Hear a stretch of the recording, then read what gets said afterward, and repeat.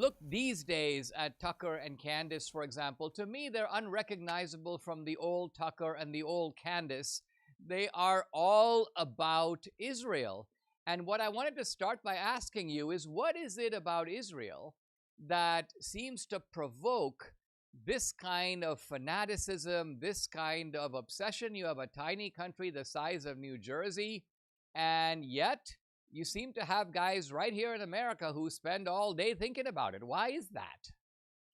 Yeah, first, Dinesh, thank you so much for having me on. I just saw The Dragon's Prophecy last night with my fiance. I was absolutely moved by it, and been watching you since I first became conservative in my younger days. I started off with 2016 Obama's America. It was one of the first films I watched that started to turn me conservative.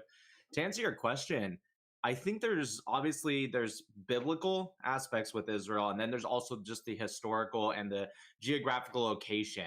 All of it matches with Israel geographically. That spot has always been a hub for trade, connecting multiple continents together, and so naturally you want to think in anthropology and human culture. That's going to be a tense spot, regardless who is there. Now you add in on top of that with Israel and biblical prophecy here.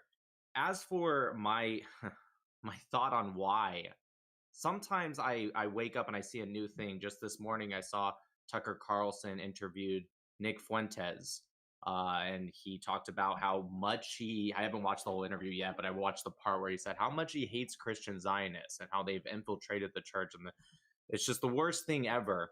And I sometimes ask myself the same question: what is it that makes people focus so much on Israel? I think that people have such a hatred for Jewish people. I really do.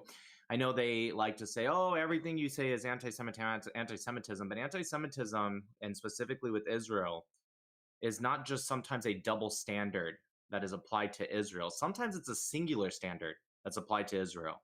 Sometimes there's a standard that they've never even heard of before that they will only apply to Israel. I think that stems from the hatred for Jewish people, and in some aspects, it manifested in hating, communist and capitalist societies, capitalist and communist societies.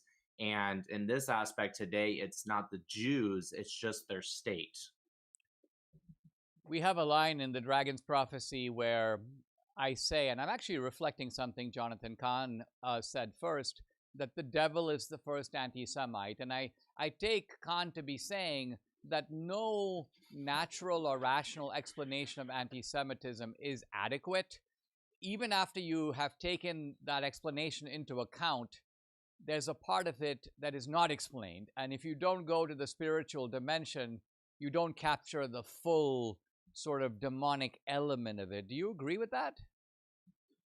Yeah, I mean, I do absolutely agree with that, Dinesh. I think there's, when you see anti-Semitism today, you notice it's a copy paste of anti-Semitism we've seen in the past. Yes, they switch words a little bit, but it's a copy paste. And there's the saying where the devil cannot create; he only copies and mimics. And so there's this aspect where anti-Semitism is what I call a sleeping giant. When people say to me, "Nick, why do you think anti-Semitism has gone up so much recently?" I don't know if it has particularly gone up so much recently. I just believe it to be a sleeping giant, and it doesn't take a lot to wake it up. And then the more you see anti Semitism, like you said, obviously very much on the left for at least the past 10 years, arguably more, but you started to see it on the right. I just believe anti Semitism is a nasty thing that just gets woken up. And in today's day and age, in the contemporary times, Israel is, the excuse that they use to wake that anti-Semitism back up.